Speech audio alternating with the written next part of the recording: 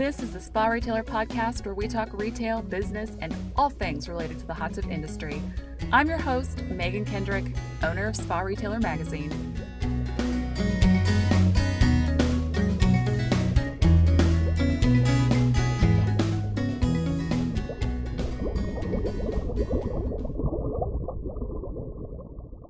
Today on the Spa Retailer Podcast, I am happy to have Stephen Reed. He is the Chief Operating Officer of Spa Parts Plus.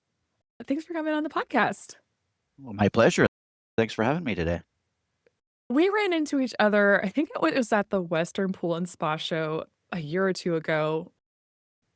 And we just had like such an interesting conversation catching up. I knew you from, I think, back at your Beachcomber days.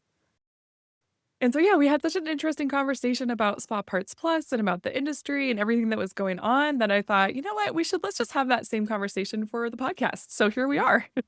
Here we are. Yeah, I'm looking forward to it. It's an ever-changing industry, so it's always good to, touch base on the happenings and how people can learn from it. Yeah, absolutely. So before we get started, let's give people a little bit of your background, how you got into the industry and ended up where you're at. Sure. I think like a lot of people in this industry, I was virtually born into the industry. My dad was a pool guy and ran a pool service company, so I kind of grew up around the industry. After I worked, through high school and university. I obviously worked for him, as most kids work for their entrepreneurial dads. Sure. And then after university, I started with Hayward Pool Products, and I was with Hayward for about 18 years Wow. in a number of different roles in Canada, in the US, in Australia, New Zealand. So it was a great experience, kind of learning about the industry from a worldwide perspective and the differences. The industry is the industry, but there's always these awesome nuances when you move from culture to culture and from country to country. Yeah, absolutely. After my time with Hayward, I joined Beachcomber Hot Tubs as their executive VP, and I was there for 7 years. And over the time, did a bunch of projects from aftermarket logistics to their marketing department and IT. So I was kind of involved in different aspects of that business. And then I joined a company called Aqua Spa and Pool Supply, which is a wholesale distributor of the spa and pool industry. Okay. And about just over a year and a half ago, we acquired Spa Parts Plus. And so, yeah, that's my journey to today. Yeah. So my knowledge, I guess, of Spa Parts Plus goes back to the Barry Knickerbocker days. Mhm. Barry founded the company, and he was one of the first people I kind of met and knew in the industry. But yeah, I mean, what do you know about how Spa Parts Plus even got started? So it's been around. It's been around for more than 40 years, and yeah, Barry and Paulette, his wife, founded it back in 1986 in California. And from talking to Barry, he's very much in contact with us, and he's excited of what we're doing with the company, and he's also excited to kind of know that its current position is much like the way that it was in the beginning and the way that he intended it to be, and that is to take care of the trade, to source parts and be able to supply spa technicians and spa retailers with spa parts, and not only supply them, but also quickly and accurately. Yeah. If you're in this industry for any amount of time, I mean, you know that sometimes like it seems like it shouldn't be a big deal to get a part. But it can be quite a process, especially if you don't carry that particular manufacturer and don't have a relationship with them. They don't always just send parts to whoever calls them up and asks for them. And it can be kind of an ordeal, which I imagine is the reason why Barry got this started in the first place. Yeah, I think at the time he he had been working for an OEM called Hawkeye Spas, Oh, yeah, and Hawkeye. Okay. and then he continually kind of felt there was a demand there for someone to supply aftermarket parts for the repair guys. You know, our industry is made up of many segments, and part of that is the guy out there fixing the products, as well as the retailers and the manufacturers themselves and pool builders on the pool side.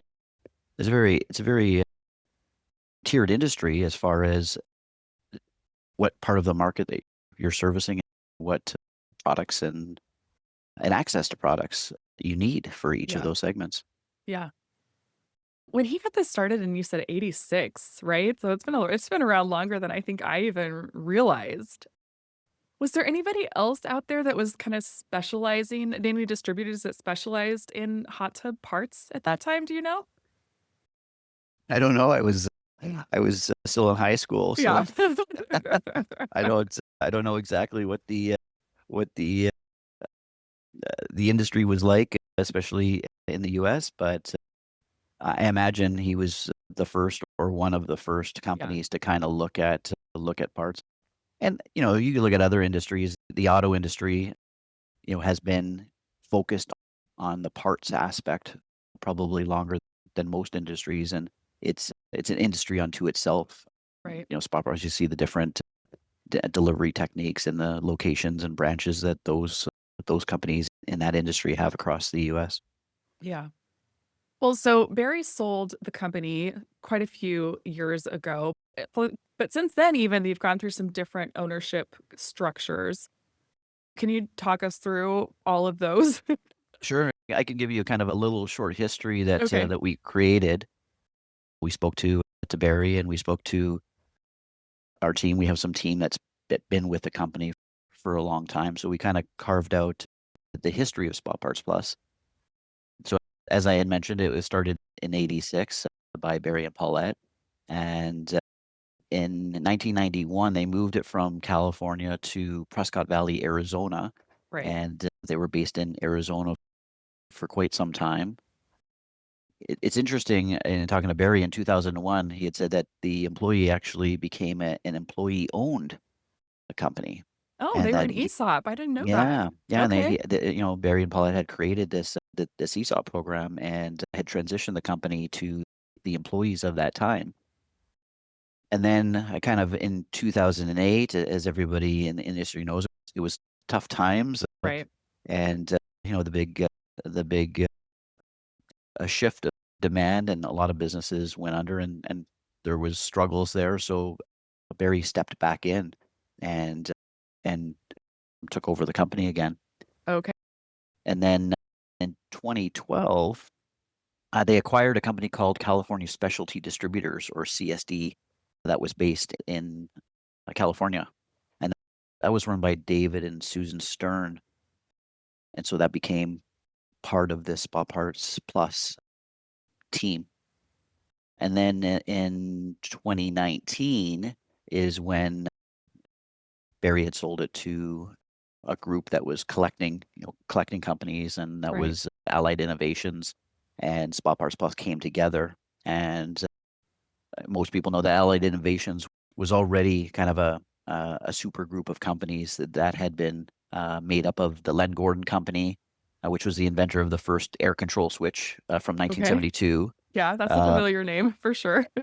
Brett Aqualine, the inventor of the first spa pack in 1977, and another group called Spa Builder Systems Group. So then that combined with the Spa Parts Plus became, quite a powerhouse on having some OEM capacity through the Allied Group, and then also having the distribution, the traditional business. So it was kind of merging two types of companies and two cultures into one. Yeah. And then it was 2022 that it was in turn bought by private equity, and they were trying to form a vertical integrated setup of having manufacturing, having distribution, and having a direct to consumer.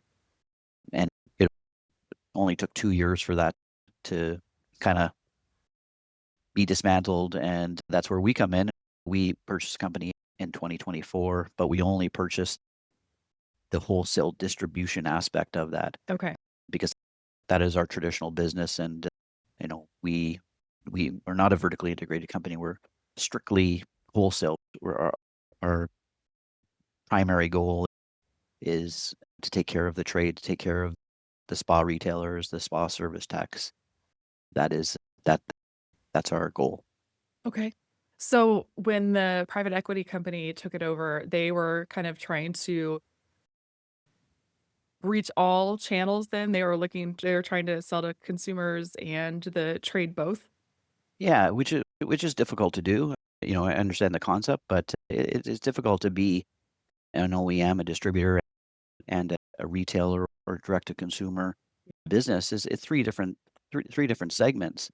And part of the reason that we only want to focus on the wholesale aspect is each one of them is in their own right a business, and we want to do the old saying of do one thing and do it really well. Right. That's what we're trying to do with Spot Parts Plus is do wholesale, support the trade, and we want to put 100% of our attention into that, whether it's education or whether it's serviceability or accuracy or speed. We want to focus on each of those elements of being the best supplier, best partner that we can be to our customers. Yeah. So when you guys came in and bought the wholesale business, I mean, what was it that made you think, like, this is something that you wanted to get into? What made that an attractive move? Well, that was already our business in Canada. We're a wholesaler and origins are our spa industry. So it's something that we knew very well. In we've always, looked for opportunities to expand into the US, and know, partnering with an existing company is easy because, there's the relationships and there's the history and the legacy of a company such as Pop Arts Plus, which has been very well regarded over the 40 years. There's a lot of goodwill there. We have a fantastic team.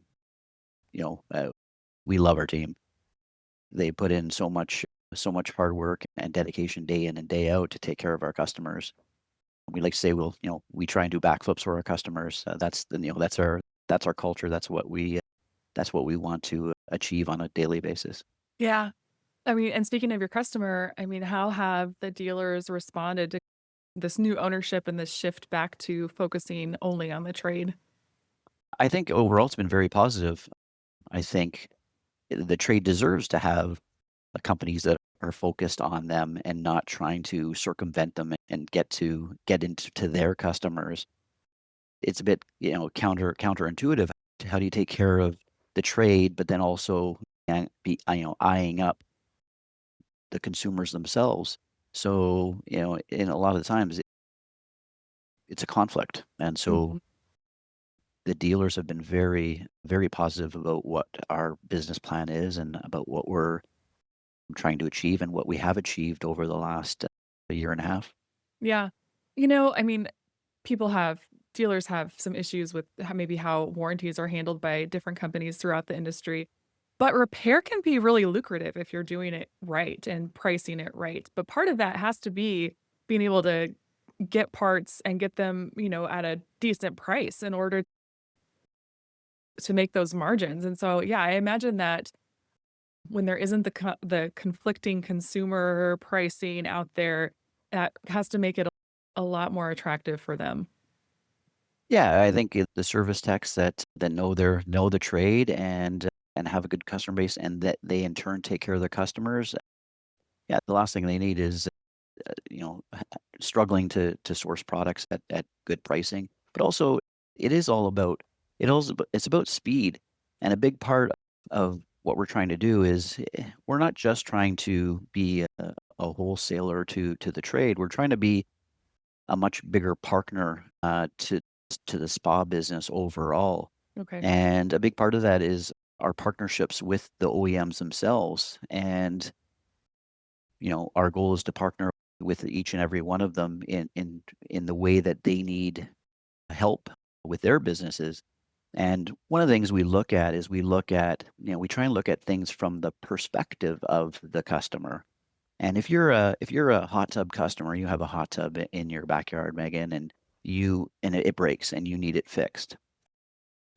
Sometimes, like on paper, the OEMs, they believe that all you have to do is go to the local dealer of that hot tub and get your part, and you'll be sorted, and everything will work out. But in the real world, that hot tub dealer may not be there anymore, or that hot tub dealer may have switched manufacturers and carries a Right. different brand. Yeah. And so they're looking for someone to come and repair their tub. And that's the majority of the service people out there is they're independents. And they don't necessarily sell hot tubs, they service them. So we want to be able to supply that independent service person with the genuine OEM parts of that hot tub. If that independent tech can't get the parts, then in the end, it's you, the customer, that is going to be frustrated because you have this ABC brand in your backyard and you can't get it fixed, or you can't get Yeah. it fixed in a reasonable amount of time.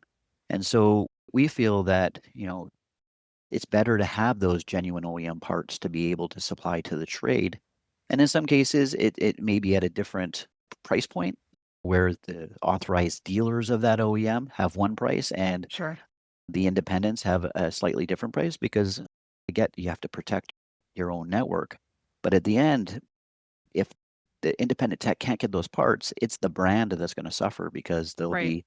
there'll be backlash against, oh, I couldn't get that fixed, and then the service tech gets frustrated and maybe says, well, maybe you shouldn't have bought that brand, and it's not good for the industry, and it's certainly not Right. good for that brand of hot tub. So a big part of what we're trying to do is form these meaningful partnerships where we can assist in getting the we want the authentic replacement part, like the genuine part from the supplier. We don't want to have knockoffs that are sourced because they can't get those parts. So Yeah.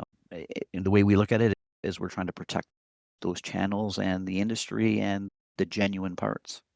That's such an interesting way of looking at it because that's so right. I mean, I just think that this situation, I think, happens way more than manufacturers and dealers want to think that it does.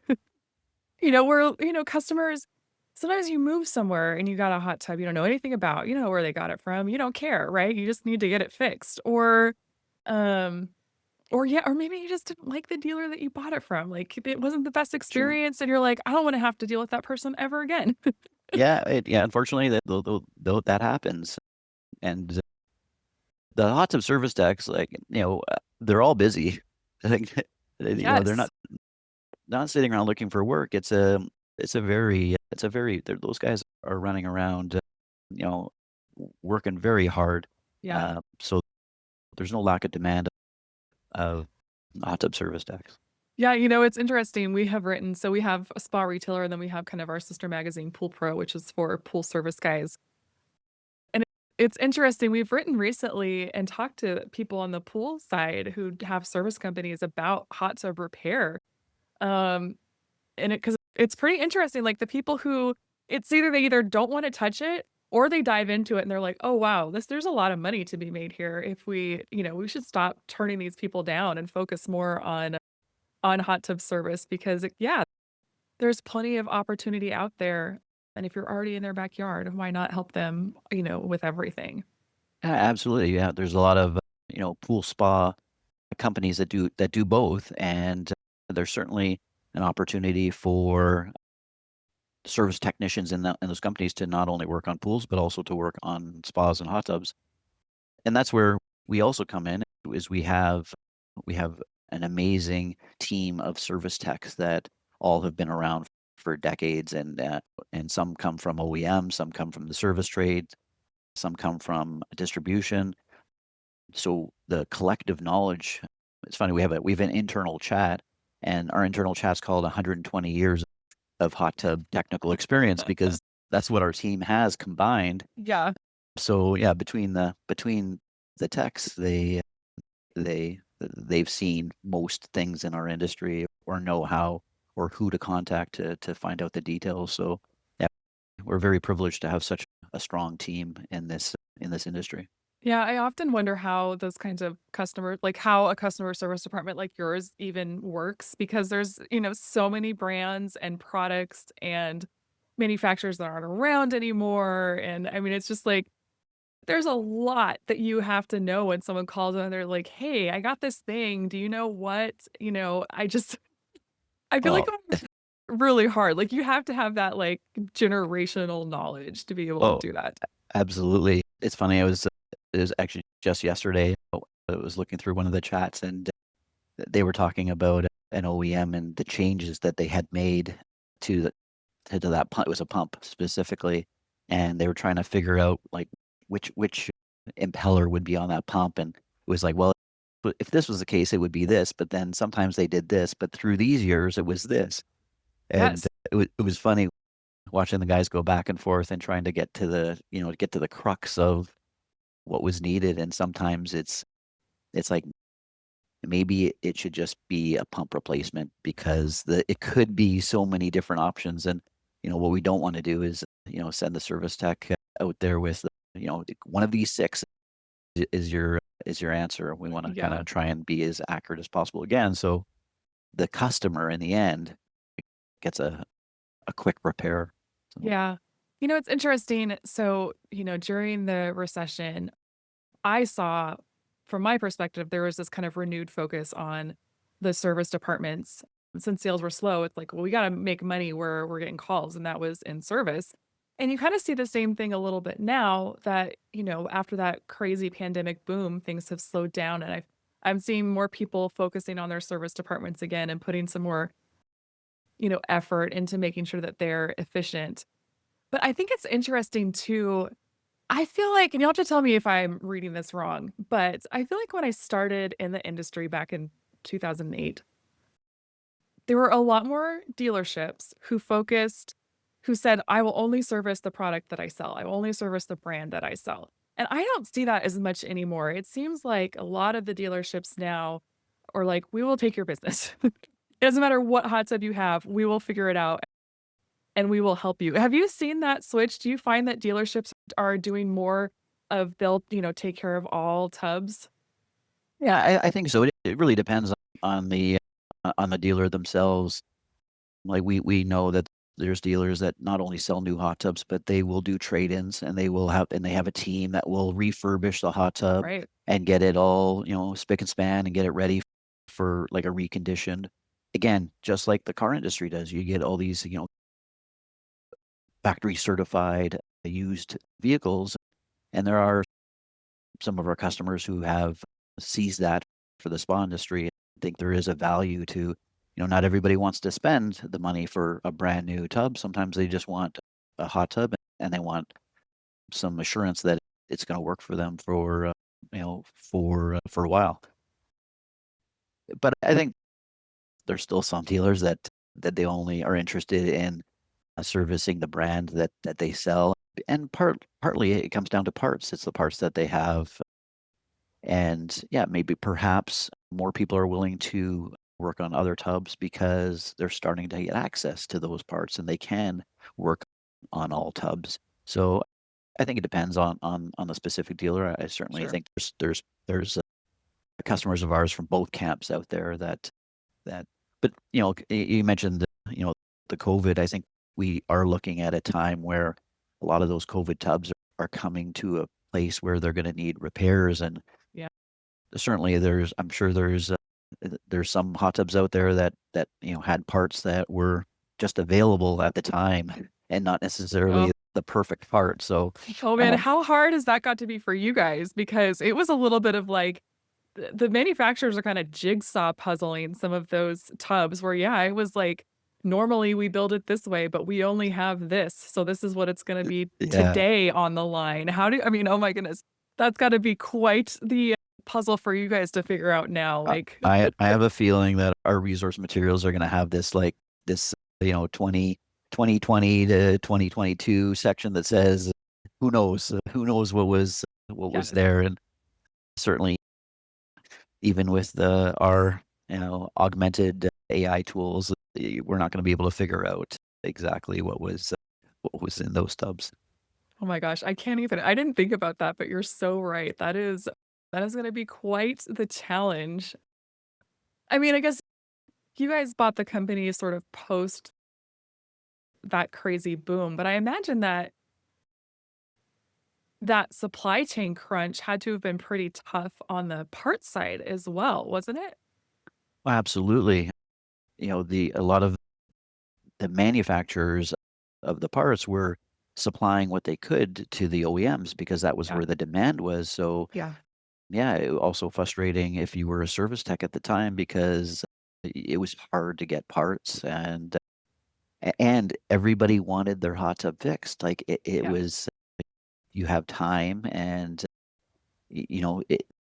that tub that may have not been working for the last couple of years in your backyard, and now you wanted it to work. So there was a huge demand for parts from the consumers and a lack of supply across the whole industry. So yeah, it was kind of like a bittersweet. It was everybody was so busy, but also couldn't get product. Like the waiting lists for new I tubs know.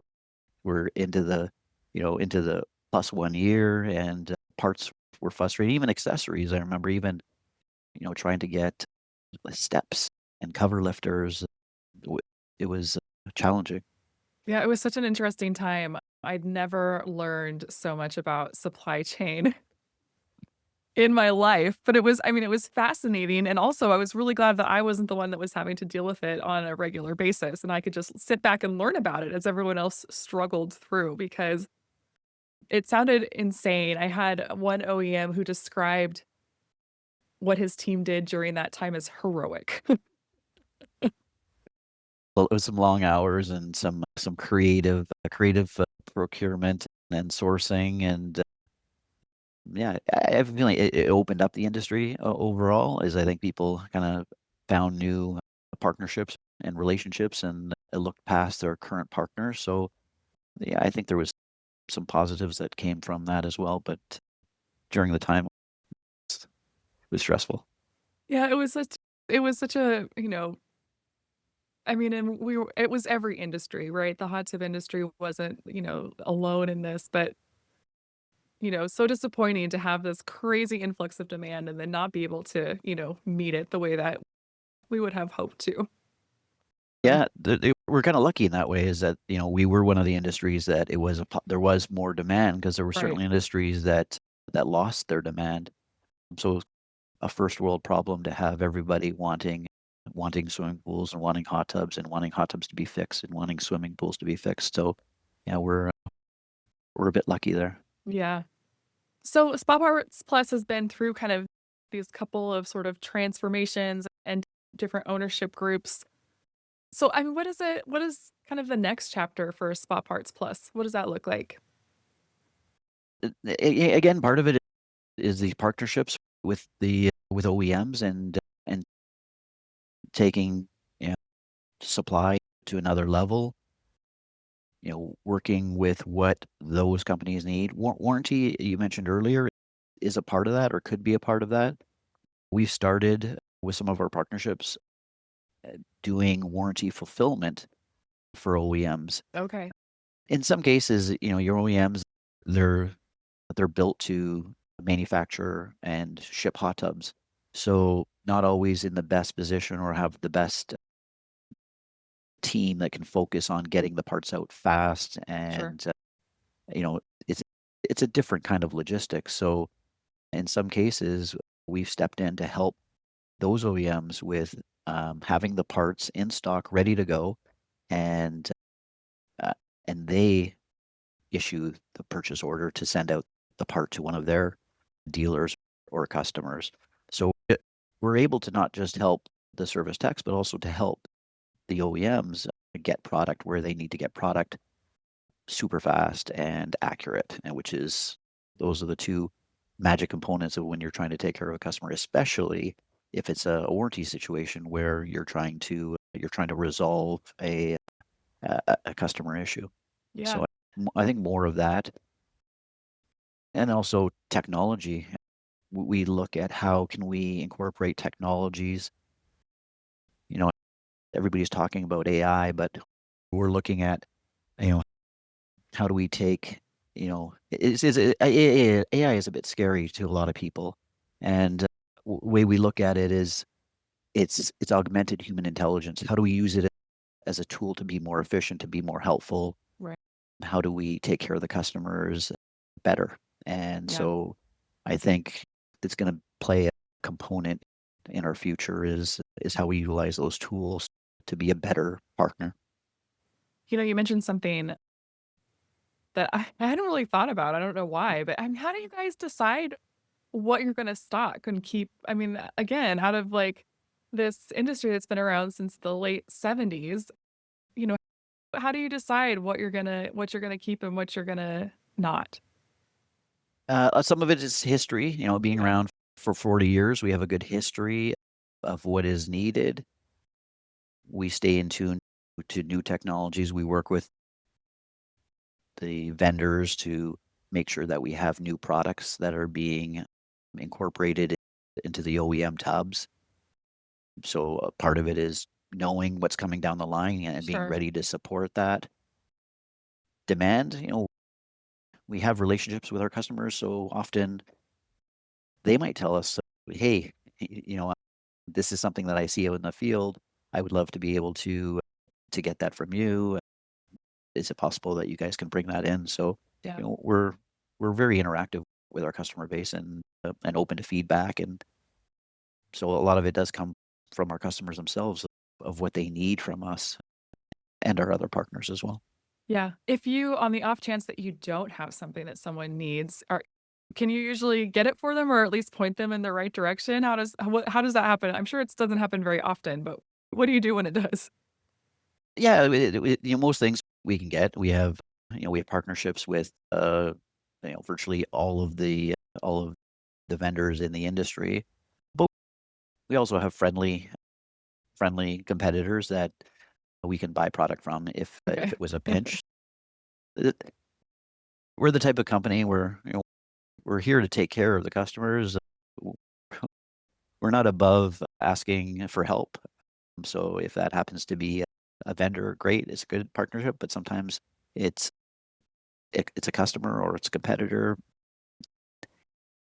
in the quest to get the part as quickly as possible to the end user. Again, that's the ultimate goal. And so, yeah, we'll put our egos aside to just, do whatever it takes to get that part for that customer. Yeah. Is there anything else people should know about Spa Parts Plus and what you guys are doing and what you're all about in this kind of new chapter? Well, I think like a big part of what we've been doing is letting people know that Spot Parts Plus is still around and strong, and we have 50,000 square foot warehouse full of spa parts for the trade. Because we're situated next to the FedEx Worldwide hub, allows us to ship product. I was gonna say coast to coast, but we could ship to Hawaii, we could ship to Alaska pretty quickly as well. So yeah, for the entire U.S., we have the ability to get them what they want fast. Yeah, that's great. Is that in Memphis? Memphis, Tennessee. Okay, Yes. yeah. Yeah, that's just a huge distribution hub for that very reason, I imagine. Yeah, it's pretty central to the country, and yeah, it's also got a great culture and great locals. Yeah, we enjoy very much being part of the Tennessee industry as well. All right. So, are you ready for the Spa Retailer 5? I think so. Okay. Do you remember your first hot tub industry sale? Could be from any facet of your career. It doesn't have to be a hot Uh, tub either. First sale, it's going to be something like small because I started as a pool service guy, so it Right. was probably going to be like vac hose or a skimmer net. I'm sure Yeah. it was very a pail of pucks. So I don't remember the exact thing, but I remember it was probably something along those lines. Yeah, for sure. Yeah. Yeah, that's a harder question to answer with your type of background as opposed to someone who like walks into a hot tub dealership and they definitely Yeah. remember that first sale. Yeah.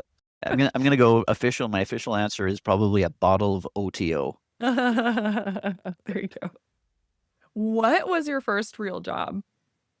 my first real job, like where I got paid, I guess it would be the pool service guy. Okay, yeah. Yeah, that was it was young. Like I said, through because it was a family business through high school, and that was that was me is going out and cleaning pools and working in pools and learning about the industry.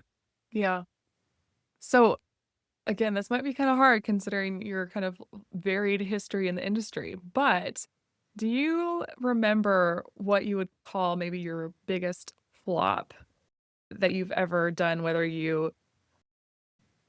whether it was a marketing campaign or a product you thought was gonna take off, or I don't know. What was there something that sticks out as like, "Well, that didn't work out the way that we intended?" Sure, I got two examples I can give you. One traditional flop is I as a pool service guy leaving the hose running in the swimming pool Oh, no, and then yeah. leaving. That was bad. That's That w sad. That could Yeah, be like an insurance claim situation. yeah, that was not just the pool owner, but his neighbors. Yeah, because he was like he was high ground. Oh, dear. So, Yeah, that's not yeah. great. So that was not great. I had to clip my truck keys to the hose for the rest of that summer, Yep, so then I didn't forget. that is a tip that we tell people to do. More recently, it's kind of a lose-win where I had, uh, I had this idea. I saw these little kind of a hand sanitizer, squirt bottles that were branded, and I was like, "Oh, that would be a great little addition to our water care line just to have something for our dealers to have this little, cute spritzer with our name on it." So I think it was MOQs were probably 1,000 units, so I had to bring in 1,000 of these branded guys, Yeah. and they sat there, and we gave them away as samples, and they just were not moving. That was in late 2019. Oh, So man. Oh, that's fast so funny. fast forward like a month later, and You they couldn't. they sold out in 2 hours kinda thing, as everybody was like, "Yes, we need Oh my those." gosh. So, it was kind of like a flop that turned into a success, but nothing that I had done. It was just, timing, Yeah, as a lot of things are, as timing helps. that's amazing. My husband, like, panic bought hand sanitizer, like, every time he went somewhere because he kinda travels all over the state, he would come home with a new bottle, and I was like, "What are we gonna do with this? Like, this is too much hand sanitizer," right? And it was at the beginning, and it ended up that it didn't really even transfer from, like, hand contact and all of that. Right. So, I still have a stash of hand sanitizer that, like, that he bought then that we have not used and probably never Oh, will. I probably could just throw it away, but I just can't get myself to do it. But we have, like, 4 or 5, I don't know, 6 bottles of the stuff just hanging out like industrials. every drawer in our house has a small bottle of hand sanitizer. There's no trouble finding it when you need it. Yep, absolutely. So what would you say is your maybe the best idea that you've tried in your career? Best idea, again, I think it's sometimes it's just luck and it's timing. And one of the things that I was working on just pre-COVID is some augmented reality tools where we were giving our customers the ability to see what a hot tub looked like in their backyard. And the technology was kind of new at the time. We certainly weren't the only company doing it, but we Yeah. had just finished it before COVID. And then, being that there was the non-contact, sales, the team found it a huge benefit to have that kind of a tool to picture, they can walk through the customer and say, "This is what this model will look like in your backyard." So it again, sometimes it's just timing where these things work out. Yeah. It was a good idea from the get-go, but the timing of, having it for COVID, it was a game changer. So, Yeah. yeah, Was that when we were at Beachcomber? that was, yeah. Okay, okay. Yeah, it's really interesting, like, when you look back at that time, there were a couple manufacturers and businesses that had, like, done, like, just the right thing just before COVID hit, and out of no foresight, obviously, of what was coming, but just happened to be lucky enough to, build a brand new factory or, those little things with the Yeah. augmented reality, like, absolutely. that was a big deal during that time too, where it could help people, you know, see what the options were when you couldn't actually get Mm. something in stock. The other thing I remember before that too is QR codes were a bit of a laughing stock. They were a joke.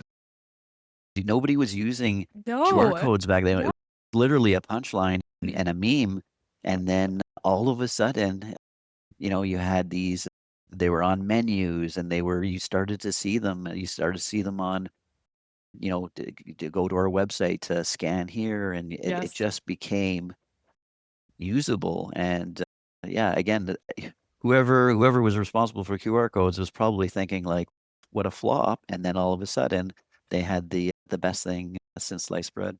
Yeah, it's so funny because we had QR codes, like, on the magazine, way back in the day, I don't know, in the 2010s or something, and yeah, it just, like, it never worked, and finally we stopped doing that, and then, yeah, turn around, a decade later, and they're, like, the hot thing again. Yeah, last night, the menu at the restaurant, it was a QR code, like, carved into kind of a piece of wood, like, Oh, it's, nice. yeah, it's next level now. Yeah, we used a QR code this weekend to pay for our meal, so that worked out good too. It was like, she didn't bring us a check, she said, "Go ahead and scan whenever you're ready to go." I was like, "Perfect." Yeah, I think the thing where I was like, "Wow," like, QR codes have really come into their own was, I can't remember where it was, but it was, I think it might have been in Dallas, and they had a drone show, and the drone show made a QR code that you could scan as a spectator and Wow. scan, and I was just like, "Oh, wow," that's like, whoever Yeah, thought you'd be able to scan from a collection of drones in the sky making up like it at that's that point, I wild. was like, "Wow," Yeah, mind blown. that is mind-blowing, yeah, Yeah. absolutely. Alright, so last one. Do you have a favorite book or podcast, even maybe a television show, something that you go to for that you've either learned a lot from or you just enjoy for just pure relaxation? I'm a big Malcolm Gladwell fan Sure. read his books and, he's a statistician, observationist, and I enjoy that and how that impacts the business, always looking at observation like that. But from just a favorite book, there's a book, Alan Wiseman is the author, and it's called A World Without Us. And what he does is he went around and interviewed people with the concept of if tomorrow, for whatever reason, doesn't matter, there's no humans. Like the planet is here, but every human is gone. What would happen? And he would talk to people and their jobs, and he would say, like, he interviews the sewage guys in New York City and says, "Hey, nobody shows up to work tomorrow. Like, what happens?"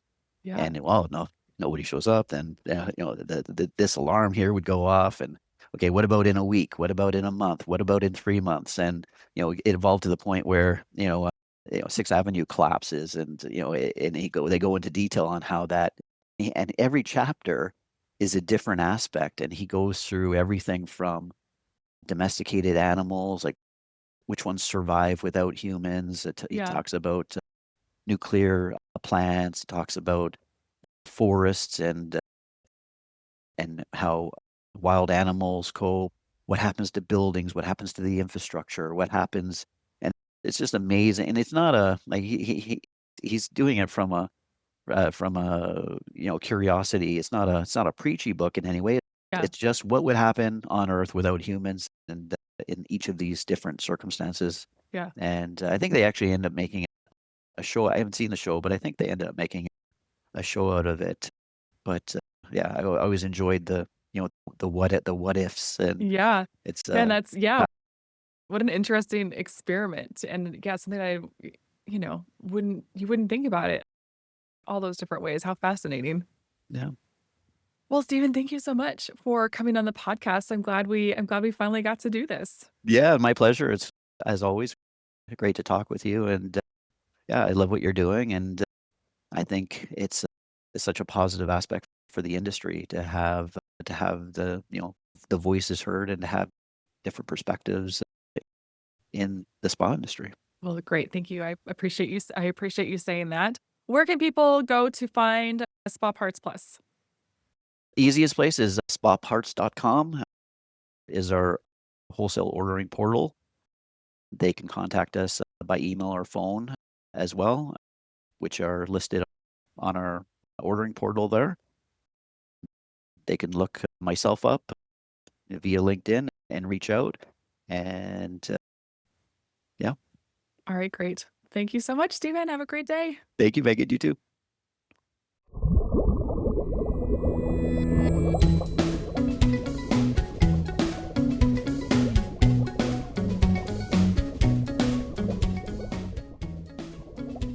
The Spa Retailer Podcast is a production of Spa Retailer Magazine. Let us know what you think by leaving a review or emailing us at podcast@sparetailer.com. Thanks for listening.